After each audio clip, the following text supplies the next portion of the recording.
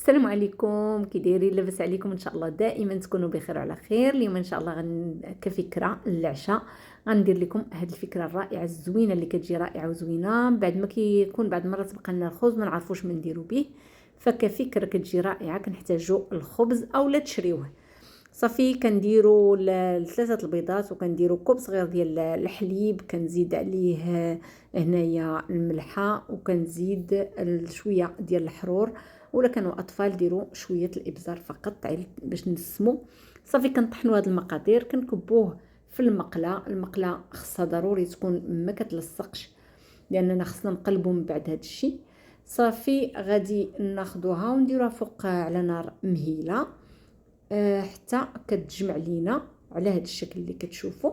صافي كنهبط من الجوانب نتاكد بانها راه ما لاصقاش من التحت وغادي نقلب، رغم انني غنخلي لكم التصوير كامل واخا كتشتت، فثقوا بيا بانها كتجمع لان كتجي رائعه بحال شي بيتزا وكتجي رطبه يعني حتى الناس اللي هما كبارين فكتعجبهم بزاف.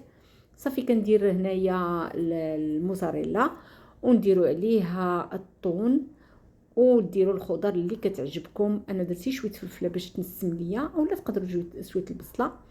صافي وكنحيدها من بعد ما كيذوب داك الفرماج وغادي تشوفوا النتيجه كتجي هائله وتجي زوينه وبنينه. كنتمنى ان شاء الله تجربوها. غادي نقطعها امامكم وغادي تشوفوا كيفاش كتجي، والصراحه اللذه فيها بنينه بنينه بنينه.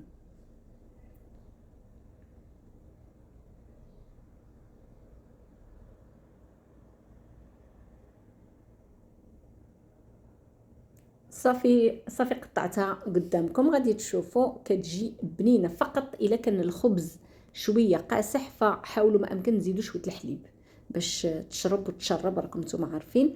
وكنتمنى ان شاء الله تعجبكم الفكره، والى فكره اخرى والى فيديو قادم ان شاء الله.